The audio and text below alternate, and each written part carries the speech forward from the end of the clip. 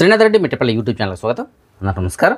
నేను మీ శ్రీనాథ్ రెడ్డి మిట్టపల్లి. ఇవాళ ముఖ్య అంశాలకు వచ్చినట్లయితే కువైట్లో ఈ రఫేల్ డ్రాలో ఎంత పెద్ద భారీ కుంభకోణం జరిగిందో మనందరికీ తెలుసు. భారీగా నిధులు అయితే కనుక కాజేయడం జరిగింది. కొన్ని మిలియన్ల దినార్లు అనేటువంటిది అందులో కుంభకోణం అయితే కనుక జరిగింది. దీన్ని దృష్టిలో పెట్టుకుని కువైట్కి సంబంధించిన గవర్నమెంట్ కొత్త విధానాన్ని అయితే కనుక ప్రణాళికలు రచిస్తుంది ప్రస్తుతానికి. అదేమిటంటే ఎవరైనా కువైట్లో డ్రా తీయాలి అంటే ఇప్పుడు ఆల్రెడీ కువైట్కి సంబంధించిన కొన్ని బ్యాంకులు కావచ్చు, కొన్ని పెద్ద పెద్ద మాల్స్ కావచ్చు, డ్రా విధానాన్ని అయితే అనుసరిస్తుంటాయి. అంటే వాళ్ళు కస్టమర్స్ని అట్రాక్ట్ చేయడం కోసం డ్రా పెడుతూ ఉంటారు. అయితే ఈ డ్రాలన్నీ కూడా ఎలక్ట్రానిక్ విధానంలో ఉండాలి అని చెప్పేసి నిర్ణయం తీసుకోవడం జరిగింది. అంటే మామూలుగా మనం కూపన్స్ చేత్తో తీడి నెంబర్లు చెప్పడం ఇలా కాకుండా డిజిటల్ రూపంలో అనమాట ఎలక్ట్రానిక్ విధానం ద్వారా దాన్ని తీసుకురాబోతున్నట్టు తెలియజేస్తున్నారు. అయితే ఆల్రెడీ కువైట్లో కొన్ని బ్యాంకులు అయితే ఇలాంటి విధానాన్ని అనుసరిస్తున్నాయి. అయితే గవర్నమెంట్ ఏం చెప్తుంటే దాంట్లో కూడా ఆ సాఫ్ట్వేర్ని ఇంకా అప్గ్రేడ్ చేయాల్సి ఉంది. దీనికోసం ప్రత్యేకంగా ఒక సాఫ్ట్వేర్ని తీసుకొచ్చి మంచి పటిష్టమైనటువంటి సెక్యూరిటీ తోటి ఆ సాఫ్ట్వేర్ని రన్ చేయాల్సి ఉంటుందని చెప్పేసి తెలియజేస్తున్నారు. ఎందుకంటే దాంట్లో కూడా మోసాలు జరగచ్చు కదా, ఎందుకంటే ఎలక్ట్రానిక్ కాబట్టి అన్నీ హ్యాక్ చేయొచ్చు. సో అలాంటి జరగకుండా మంచి సెక్యూరిటీ తోటి ఆ సాఫ్ట్వేర్ని రన్ చేస్తూ ఈ ఏదైనా డ్రాలు ఉంటే కనుక వాటి ద్వారా మాత్రమే తీయాలని చెప్పేసి ఒక నిర్ణయం అయితే తీసుకుంది. ఎందుకంటే కువైట్లో ఈ రఫేల్ కుంభకోణం ఏదైతే జరిగిందో అందులో సుమారు కొన్ని మిలియన్ల దినార్లు అయితే కనుక వాళ్ళు కాజేయడం జరిగింది. అందులో కువైట్కి సంబంధించిన మినిస్టర్ ఆఫ్ కామర్స్ అండ్ ఇండస్ట్రీస్లో పనిచేసినటువంటి ఎంప్లాయీస్తో పాటుగా సుమారుగా 70 మంది పైన నిందితులుగా చేర్చి విచారణ కొనసాగించారు. ఆ విచారణ గత నెలలోనే ముగిసిందని చెప్పేసి మనందరికీ తెలుసు. సో ఇలాంటి మరోసారి పునరావృతం కాకుండా ఉండాలి అనేసి అంటే ఇలాంటి చర్యలు కనుక తీసుకోవాలని చెప్పేసి గవర్నమెంట్ అయితే నిర్ణయం తీసుకుంది. సో భవిష్యత్తులో కువైట్లో ఏదైనా డ్రాలు కనుక తీసినట్లయితే వాటికి సంబంధించినటువంటి ఫలితాలని ఎలక్ట్రానిక్ విధానం ఏదైతే ఉంటుందో దాని ద్వారా మాత్రమే జరపడం జరుగుతుంది. జిల్లిబ్ అల్ షువైక్ ప్రాంతంలో సుమారుగా 67 బిల్డింగ్స్ ప్రమాదకర స్థితిలో ఉన్నాయని చెప్పేసి తెలియజేస్తున్నారు. సో దానివల్ల అక్కడ ఉన్నటువంటి వాళ్ళని ఖాళీ చేయించి ఆ బిల్డింగ్ ఏం చేయాలి అనే దాని గురించి ఆలోచిస్తున్నట్లు తెలియజేస్తున్నారు. ఎందుకంటే అవి బాగా శిథిలావస్థకి చేరుకున్నాయంట. సో అలాంటి ఒక 67 బిల్డింగ్స్ అయితే గుర్తించారు. అలాగే షువైక్ ప్రాంతంలో ఈ ఫైర్ సేఫ్టీ నిబంధనలు ఉల్లంఘించినటువంటి సుమారుగా 100 బిల్డింగ్లు మరియు షాపులను గుర్తించడం జరిగింది. వాటికి ఆల్రెడీ నోటీసులు కూడా అందజేశారు. సో వాళ్ళు కనుక వాటిని దాన్ని సరిదిద్దుకోకపోతే వారిపైన కూడా చట్టపరమైన చర్యలు తీసుకుంటామని చెప్పేసి తెలియజేస్తున్నారు. కువైట్కి సంబంధించిన జనరల్ ట్రాఫిక్ డిపార్ట్మెంట్ వాళ్ళు కువైట్ వ్యాప్తంగా అక్టోబర్ 26వ తారీఖు నుంచి నవంబర్ 1 ఈ మధ్యకాలంలో వీళ్ళు సుమారుగా 1478 తనిఖీ కేంద్రాలను తనకి ఏర్పాటు చేసి వీళ్ళు తనిఖీలు నిర్వహించడం జరిగింది. అందులో భాగంగా సుమారుగా ఒక 4032 ట్రాఫిక్ ఉల్లంఘనలు నమోదు చేసినట్టు తెలియజేస్తున్నారు. అలాగే 33 మందిని అదుపులో తీసుకున్నారు. అలాగే అరెస్ట్ వారెంట్ ఉన్నటువంటి మరొక 51 మందిని అదుపులో తీసుకోవడం జరిగింది. అలాగే ఇంకా చాలా ఉల్లంఘనలు అయితే నమోదు చేస్తారు. అంటే నివాసం మరియు కార్మిక చట్టాన్ని ఉల్లంఘించిన వాళ్ళు, మాదరవేల కేసులు, మద్యం కేసులు ఇలాంటివి కూడా ఉన్నాయి. సో ఏదైనప్పటికీ ఒక వారంలోనే 4032 ట్రాఫిక్ ఉల్లంఘనలు అలాగే 100 మందికి పైగానే అరెస్ట్ అయితే చేయడం జరిగింది. సో కువైట్ వ్యాప్తంగా తనిఖీలు అయితే ప్రతిరోజు ఏదో ఒక ఏరియాలో జరుగుతూనే ఉన్నాయండి. తనిఖీలు జరగకుండా అయితే లేదు. కాబట్టి ఎవరైతే నివాసం మరియు కార్మిక చట్టాన్ని ఉల్లంఘించారో అలాంటి వాళ్ళు కొద్దిగా జాగ్రత్తగా ఉంటే మంచిది. కువైట్లో కొంతమందికి ఒక డౌట్ ఉంది. నిత్యం ఎక్కడో ఒక చోట మన ప్రవాసీలు కావచ్చు, కువైట్కి సంబంధించిన పౌరులు కావచ్చు, ఎక్కడైనా సరే వెహికల్స్ కొద్దిగా ప్రమాదానికి అయితే గురవుతూ ఉంటాయి. చిన్నపాటి యాక్సిడెంట్ నుంచి పెద్ద పెద్ద యాక్సిడెంట్లు అయితే జరుగుతూనే ఉంటాయి. అయితే ఇందులో ఎక్కువగా మన ప్రవాసీలు అయితే కొన్ని ఇబ్బందులు ఎదుర్కొంటున్నారు. అందులో ఏంటంటే ఆ ప్రమాదం జరిగి ఉంటుంది. ఆ ప్రమాదంలో వీళ్ళ తప్పు లేకపోయినా సరే వీళ్ళపైన ఫైన్ అనేటువంటిది రావడం జరుగుతుంది. అది కొంతమందికి వెంటనే వస్తుంది, కొంతమంది కొన్ని సంవత్సరాల తర్వాత వస్తుంది. సో దీనికి గల కారణం ఏమిటి, ఎందుకు వస్తుంది? ప్రమాదం జరిగినప్పుడు మన దగ్గర నుంచి మళ్ళీ డబ్బులు వసూలు చేయడం జరుగుతుంది. ఎందుకు వసూలు చేస్తారు? వాళ్ళకి ఆల్రెడీ ఇన్సూరెన్స్ ఉంటుంది కదా, ఆ ఇన్సూరెన్స్ క్లెయిమ్ చేసుకోవచ్చు కదా అని కొంత సందేహాలు అయితే ఉన్నాయి. అయితే దీనికి సంబంధించి ఒక చిన్న పాయింట్ చెప్తాను మీకు. జనరల్గా ఇప్పుడు ఒక 2 బండ్లు ఉన్నాయనుకోండి. నేను వెళ్తున్నాడు ఒక బండి, అవతల వ్యక్తిది ఒక బండి ఉందనుకుందాం. సో మా ఇద్దరు బండ్లు గుద్దుకున్నాయి. సో నా ప్రమేయం ఉన్నా లేకపోయినా 2 బండ్లు గుద్దుకున్నాయి అనుకుందాం. నా తప్పు లేదు.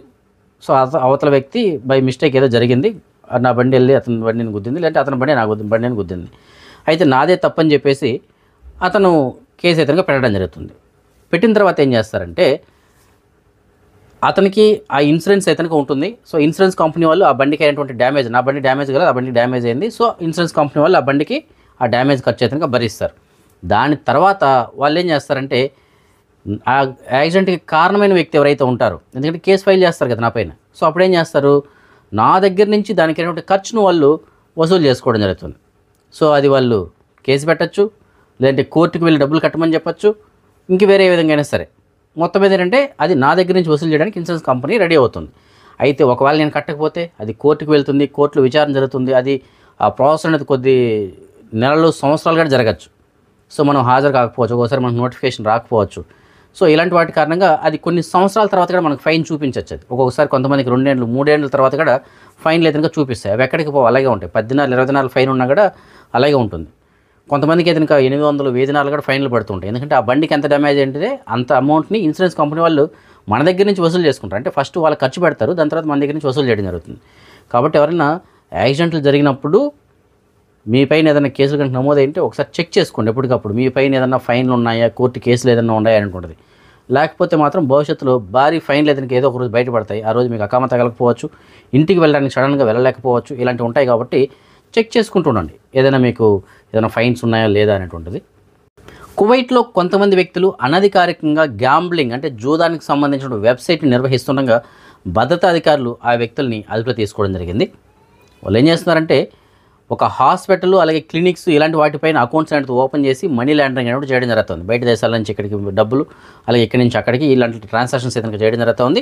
అలాగే వీళ్ళు నిర్వహించేది ఏంటంటే గ్యాంబ్లింగ్ అంటే జూదం అయితే నిర్వహిస్తున్నారు ఆన్లైన్లో. సో ఆ వెబ్సైట్ని నిర్వహిస్తున్న వ్యక్తులు ఎవరైతే ఉన్నారో వారిని అదుపులో తీసుకోవడం జరిగింది. దానికి సంబంధించిన ఒక వీడియో కూడా ఉంది, దానికంటే మీరు గమనించవచ్చు. కాబట్టి మీరు ఎవరైనా సరే ఆన్లైన్లో ఈ జూదాలు ఇలాంటివి వాడుతుంటే కనుక కొద్దిగా జాగ్రత్తగా ఉండండి. ఎందుకంటే ఏ రోజైనా సరే మీరు మోసపోవడానికి అవకాశాలు చాలా ఎక్కువగా ఉంటాయి. కాబట్టి కొద్దిగా ఇలాంటి విషయాల్లో మాత్రం జాగ్రత్తగా ఉండండి. ఎందుకంటే ఈజీ అనేటువంటిది ఎప్పుడు కానీ మన దగ్గర నిలవదండి. కష్టపడి సంపాదించిన డబ్బు నిలవడమే కష్టంగా ఉంది. అలాంటిది ఈజీ అనేటువంటిది ఎక్కువ రోజులు అయితే ఇంకా నిలబడదు.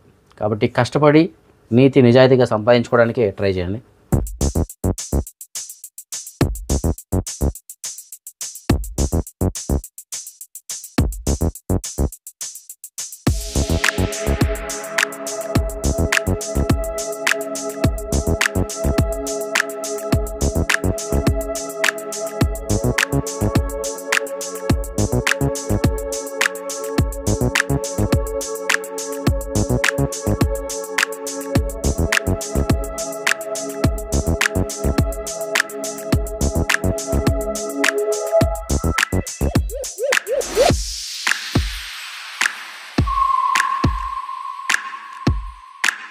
కువైట్కి సంబంధించినటువంటి భద్రతా అధికారులు ప్రస్తుతానికి కువైట్లో ఎవరైతే నివాస మరియు కార్మిక చట్టాన్ని ఉల్లంఘించుంటారో అలాగే ఎవరైతే మాదద్రవ్యాలు మద్యం ఇలాంటి వాటిల్లో నిందితులుగా ఉంటారో అలాంటి వారిని లక్ష్యంగా చేసుకుని అలాగే ఎవరైతే నేరాలు చేస్తుంటారో అలాంటి వారిని లక్ష్యంగా చేసుకుని తనిఖీలు అయితే ముమ్మరంగా కొనసాగిస్తున్నారు కదా. ఇందులో భాగంగా కువైట్లోని ఒక క్లినిక్ పైన కూడా వీళ్ళు దాడి చేయడం జరిగింది. అయితే అక్కడికి వెళ్ళిన తర్వాత వీళ్ళకి తెలిసింది ఏంటంటే ఆ క్లినిక్ అసలు లైసెన్సే లేదు, అక్కడ పనిచేస్తుంటే వాళ్ళు చాలామందికి అకామానే లేదు, ఎక్స్పైరీ అయిపోయింది అకామాలు. అలాగే వాళ్ళు చేస్తుంటే వృత్తికి దానికి సంబంధమే లేదు.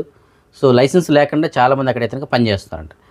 సో అలాగే వాళ్ళ దగ్గర ఇల్లీగల్ మెడిసిన్స్ కూడా ఉన్నాయి. బయట దేశాల నుంచి తెప్పించిన మెడిసిన్స్ ఉన్నాయి, కువైట్లో దొరికేటువంటి మెడిసిన్స్ ఉన్నాయి. వీళ్ళు ఒక క్లినిక్ లాగా నడపడం జరుగుతుంది. వాళ్ళకి లైసెన్స్ లేదు, ఆ క్లినిక్కి లైసెన్స్ లేదు, కానీ ట్రీట్మెంట్ ఏదైనా చేయడం జరుగుతుంది. సో అలాంటి వాళ్ళని గుర్తించి వారిని అదుపులో తీసుకున్నారు. వారిపైన చట్టపరమైన చర్యలు తీసుకోవడం కోసం సంబంధిత విభాగాలకి రెఫర్ చేశారు. కువైట్లో మనం కానీ చూసుకున్నట్లయితే ఏ సందులో చూసినా, వీధిలో చూసినా, బిల్డింగ్లో చూసినా మనకి పిల్లులు అయితే కనుక దర్శనమిస్తూ ఉంటాయి. అయితే కువైట్కి సంబంధించినటువంటి కొంతమంది పౌరులు ఏం చేస్తున్నారంటే ఆ పిల్లుల్ని పెంచుకొని తర్వాత వదిలేస్తున్నారు వీధుల్లో. వాటి కారణంగా ప్రస్తుతానికి కువైట్లో పిల్లుల సంఖ్య పెరిగిందని చెప్పేసి అంటున్నారు. అయితే ఈ సంఖ్యను తగ్గించడానికి కొన్ని చర్యలు తీసుకుంటే బాగుందని చెప్పేసి కూడా అభిప్రాయపడుతున్నారు. అదేంటంటే అందులో ముఖ్యంగా ఎవరైతే జంతు ప్రేమికులు ఉంటారో వాళ్ళు ఏం చెప్తున్నారంటే వాటికి పిల్లలు మళ్ళీ పుట్టకుండా ఆపరేషన్ చేయించడం ఒక మార్గం. రెండోది వచ్చి వాటికి కొన్ని షెల్టర్లు ఏర్పాటు చేసి అక్కడికి తరలించడం. మూడోది వచ్చి ఎవరైనా దత్తక తీసుకునే వాళ్ళు ఉంటే వాళ్ళకి వాటిని ఇవ్వడం అనమాట. సో ఈ విధంగా చేసినట్లయితే వాటి యొక్క సంఖ్యను తగ్గించడానికి అవకాశం ఉంటుంది. ఎందుకంటే ఇవి చిన్న ప్రాణులు, ఇవి ఏదో కొద్దిపాటి ఆహారం తిని బతికేటువంటి ప్రాణులు. సో అలాంటి వాటిని మనం క్రూరంగా ప్రవర్తించడం అనేది మంచిది కాదు. కాబట్టి ఈ విధంగా చేస్తే బాగుందని చెప్పేసి వారి యొక్క అభిప్రాయాన్ని అతనికి వ్యక్తం చేస్తున్నారు. సో ఏదైనప్పటికీ కువైట్లో మాత్రం ఇది అందరూ ఒప్పుకోవాల్సిన విషయమే. ఎక్కడ చూసినా మనకి పిల్లులు అయితే దర్శనమిస్తాయి. మన ఊర్లో అయితే కుక్కలు దర్శనమిస్తాయి. ఇక్కడికి వచ్చేటప్పటికి పిల్లులు ఎక్కడ చూసినా సరే ఉంటాయి. గల్ఫ్ దేశాలని అనుసంధానం చేస్తూ రైల్వే ప్రాజెక్ట్ ఏదైనా చేపడుతున్నారని చెప్పేసి మనం చెప్పుకున్నాం. దానికి సంబంధించిన ఏర్పాట్లు చేయడం జరుగుతుంది. కొన్ని దేశాల్లో ఆల్రెడీ వీటికి సంబంధించిన పనులు ప్రారంభమయ్యాయి, కొన్నిట్లయితే 50% పైగా పనులు కంప్లీట్ అయ్యాయి. కానీ కువైట్లో మాత్రం ఇంతవరకు ఆ ప్రాజెక్ట్ అయితే పట్టాలు ఎక్కలేదు. కానీ దానికి సంబంధించినటువంటి మొదటి స్టేజ్లో భాగంగా కువైట్లో ఈ రైల్వే స్టేషన్ ఏదైతే ఏర్పాటు చేస్తుంటారో దానికి సంబంధించినటువంటి ప్రాజెక్ట్ని అయితే కంప్లీట్ చేశారు. సో ఎక్కడ రైల్వే స్టేషన్ నిర్మించాలి, అక్కడ ఎలాంటి ఏర్పాట్లు ఉండాలి అనే వాటికి సంబంధించినటువంటి ఒక వీడియోని అయితే విడుదల చేయడం జరిగింది. సో ఇది మొదటి దశ అనమాట. ఇంకా దీని తర్వాత వీళ్ళు త్వరగా పనులు అయితే ప్రారంభించి ప్రాజెక్ట్ కూడా కంప్లీట్ చేస్తామని చెప్పేసి అంటున్నారు. అయితే కువైట్లో నిర్మించబోయేటువంటి ఈ రైల్వే స్టేషన్ ఎలా ఉంటుంది, ఎలా నిర్మించాలనుకుంటున్నారు అనే దాని గురించి ఆ వీడియో అయితే మీకు నేను అందిస్తాను. ఒకసారి దాన్ని కూడా మీరు గమనించవచ్చు.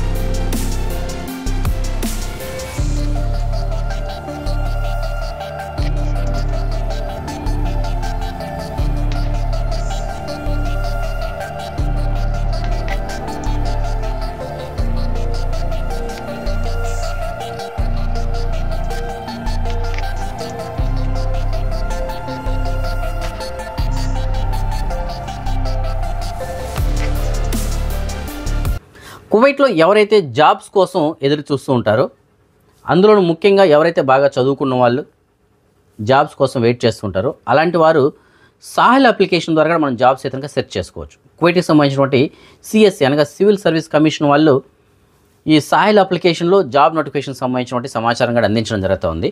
సో గవర్నమెంట్కి సంబంధించిన ఏదైనా పోస్టులు కనుక వచ్చినట్లయితే వాటిని సాహెల్ అప్లికేషన్లోని సివిల్ సర్వీస్ కమిషన్ అనేటువంటి ఆప్షన్లో కనుక వెళ్ళినట్లయితే అక్కడ మీకు ఏదైనా వేకెన్సీస్ ఉంటే కనుక దానికి సంబంధించిన నోటిఫికేషన్ ఇస్తారు. అక్కడి నుంచి కూడా మీరు అప్లై చేసుకోవచ్చు. ఏమో మీ క్వాలిఫికేషన్ తగ్గ జాబులు కూడా లభించచ్చేమో, కాబట్టి ఒకసారి ట్రై చేసి చూసుకోండి. ప్రస్తుతానికి సోషల్ మీడియాలో ఒక వీడియో అయితే కనుక వైరల్ అవుతుంది. ఆ వీడియోలో ఉన్నది ఏంటంటే మక్కాలో ఉన్నటువంటి గ్రాండ్ మాస్క్ ఏదైతే ఉందో అక్కడ పనిచేస్తున్నటువంటి ఒక సెక్యూరిటీ అధికారి ఎవరైతే ఉంటారో ఆయన అక్కడికి వచ్చినటువంటి దర్శనానికి వచ్చినటువంటి యాత్రికులు ఎవరైతే ఉంటారో అందులో ఒక యాత్రికుడి పైన ఆయన ప్రవర్తించిన విధానానికి సంబంధించిన వీడియో అయితే కనుక వైరల్ అవుతుంది. ఆ అధికారి పైన ఎవరైతే ఆ భద్రతా అధికారి ఉన్నారో ఆయనపై నెటిజన్లు అయితే కామెంట్ల వర్షం కురిపిస్తున్నారు. ఆయనకి విధానం ఆ పద్ధతి బాగోలేదని చెప్పేసి. సో ఏదైనప్పటికీ అక్కడ ఉన్నటువంటి ఆ మాస్క్ అంటే ఆ మసీదులో ఉన్నటువంటి నిబంధనలు ఏవైతే ఉంటాయో వాటిని అతిక్రమించారని చెప్పేసి ప్రస్తుతానికి అతన్ని అదుపులో కూడా తీసుకున్నారు. చట్టపరమైన చర్యలు తీసుకోవడం కోసం ప్రస్తుతానికి విచారణ కూడా జరుగుతూ ఉంది. సో ఏదైనప్పటికీ ప్రస్తుతానికి వీడియో అయితే కనుక అన్ని సోషల్ మీడియాలో వైరల్ అవుతుంది. ఆ అధికారి ఎవరైతే ఉన్నారో ఆయనపైన విమర్శలు అయితే కనుక కురిపిస్తున్నారు. మన సబ్స్క్రైబర్ ఒకరు మనకి మెసేజ్ పెట్టారు, ఆయనకి డ్రైవర్ పని కావాలని చెప్పేసి అంటున్నారు. అది కూడా టెంపరవరీగా ఒక 3 నుంచి 4 నెలల వరకు మాత్రమే డ్రైవర్ పని కావాలని చెప్పేసి అంటున్నారు. సో మీకు తెలిసిన చోట అలాంటి టెంపరవరీగా డ్రైవర్ పని ఏదైనా వేకెన్సీ ఉన్నట్లయితే మీకు డిస్ప్లేలో నేను ఆయనకి సంబంధించిన నెంబర్ ఇచ్చాను. ఆ నెంబర్ కాల్ చేసి ఆయనకి సమాచారం అందించగలరు. అలాగే మరొక 3 డ్రైవర్లు అయితే కనుక మెసేజ్ పెట్టడం జరిగింది. వాళ్ళకి కూడా డ్రైవర్ పని కావాలి అని చెప్పేసి అంటున్నారు. అందులో కొంతమందికి 15 సంవత్సరాల అనుభవం ఉంది, తనాదుల పైన కూడా వస్తామని చెప్పేసి అంటున్నారు. సో మీకు తెలిసిన చోట ఎక్కడైనా సరే డ్రైవర్ పనులకు సంబంధించిన వ్యాకెన్సీలు ఏదైనా ఉన్నట్లయితే మీకు డిస్ప్లేలో ఆ 3 వ్యక్తులకు సంబంధించిన నెంబర్లు అయితే ఇచ్చాను. ఆ నెంబర్లో కాల్ చేసి వాళ్ళకి సమాచారం అందించగలరు. అదే మనం ఈ మనీ ఎక్స్చేంజ్ విషయానికి వచ్చినట్లయితే ప్రస్తుతానికి ఒక కువైట్ దినార్ మన భారతదేశం రూపీస్లో సుమారుగా $287.51 ఉంది. బంగారం విషయానికి వచ్చినట్లయితే బంగారం ధర మాత్రం నిన్నటికి ఇవాళకి స్వల్పంగా తగ్గిందని చెప్పేసి మనం చెప్పుకోవాలి. మాలియాలో ఉన్న సూకల్ వతియాలో ఉన్నటువంటి షాప్ నెంబర్ 121లో ఉన్న ఎఫ్కే జ్యువెలర్స్ వాళ్ళు మనకు అందిన సమాచారం మేరకు 22 క్యారెట్ల బంగారం ప్రస్తుతానికి 1 గ్రాము ధర 36,263 ఉంది.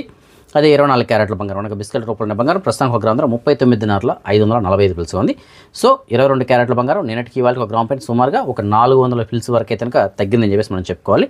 ఫ్రెండ్స్, ఎఫ్కే జ్యువెలర్స్ వాళ్ళు ప్రస్తుతానికి ఆ షాప్ యొక్క రెనోవేషన్ అంటే రీమోడలింగ్ చేస్తున్న సందర్భంగా 1 నెల రోజుల పాటు అయితే కనుక మనకి అందుబాటులో ఉండదు. అక్కడ వర్క్ అయితే కనుక జరుగుతుంది. 4 రోజుల తర్వాత మంచి బంపర్ ఆఫర్ తోటి ఎవరు ప్రకటించిన మన ఒక ఆఫర్ తోటి, అదిలో ముఖ్యంగా మన సబ్స్క్రైబర్స్ కోసం ఆఫర్ తీసుకొస్తున్నారండి. సో ఆ ఓపెనింగ్ రోజు మీకు అయితే నేను చెప్తాను. ఆ ఆఫర్ని ప్రతి ఒక్కరు కూడా ఉపయోగించుకోండి. సో ఈ ఫ్రెండ్స్ ప్రస్తుతం అప్డేట్స్. రేపు రాత్రి 9 గంటలకు వచ్చిన వీడియోలో మరిన్ని అప్డేట్స్ కలుసుకుందాం. అంతవరకు సెలవు. జై Hind. Care health insurance secure child personal accident pension పాలసీతో మీ పిల్లల భవిష్యత్తును రక్షించుకోండి. ఈ పర్సనల్ యాక్సిడెంట్ పెన్షన్ పాలసీ ద్వారా మీరు ప్రమాదాల నుంచి ఆర్థిక రక్షణ పొందవచ్చు. ప్రమాదాల వల్ల ఏర్పడే మృతి, శాశ్వత వైకల్యం, తాత్కాలిక వైకల్యం, దృష్టి నష్టం వంటి పరిస్థితుల్లో ఈ పాలసీ మీ కుటుంబానికి ఆర్థిక భద్రతను అందిస్తుంది. ప్రమాదంలో మృతి చెందినప్పుడు లేదా శాశ్వత వైకల్యం వచ్చినప్పుడు 100 నెలల పాటు 100% సమ్ ఇన్సూర్డ్ మొత్తాన్ని అందిస్తారు. శాశ్వత లేదా పాక్షిక వైకల్యం అయినప్పుడు 200% వరకు ప్రయోజనం పొందవచ్చు. తాత్కాలిక వైకల్యం వచ్చినప్పుడు ప్రతి వారం 1% సబ్ ఇన్సూరెన్స్ చెల్లించబడుతుంది. దృష్టి నష్టం జరిగినప్పుడు కూడా ఇదే విధంగా రక్షణ కలదు. ప్రమాదంలో గాయపడి ఆసుపత్రి చికిత్స కోసం ఖర్చైన మొత్తానికి 3 లక్షల నుంచి 5 లక్షల వరకు కవరేజ్ ఉంటుంది. కీళ్లు విరిగిన సందర్భంలో 1 లక్ష నుంచి 2 లక్షల వరకు సహాయం అందుతుంది. ప్రమాదాల వల్ల పిల్లల చదువుల ఖర్చులకు 10% సమ్ ఇన్సూరెన్స్ కవర్ చేయబడుతుంది. పునః నిర్మాణ శస్త్రచికిత్సలకు 10 లక్షల వరకు ప్రయోజనం ఉంటుంది. తదుపరి రక్షణ ప్రయోజనంగా 10 నుంచి 20 లక్షల వరకు అదనంగా పొందవచ్చు. ఈ పాలసీ ద్వారా మీరు పిల్లల భవిష్యత్తును ఆర్థికంగా సురక్షితంగా ఉంచవచ్చు. వయస్సు పరిమితి 18 నుంచి 64 సంవత్సరాలు. ఇక ఆలస్యం చేయకుండా మీ పిల్లల భవిష్యత్తును ప్రమాదాల నుంచి ఈ రోజు నుంచి కాపాడండి.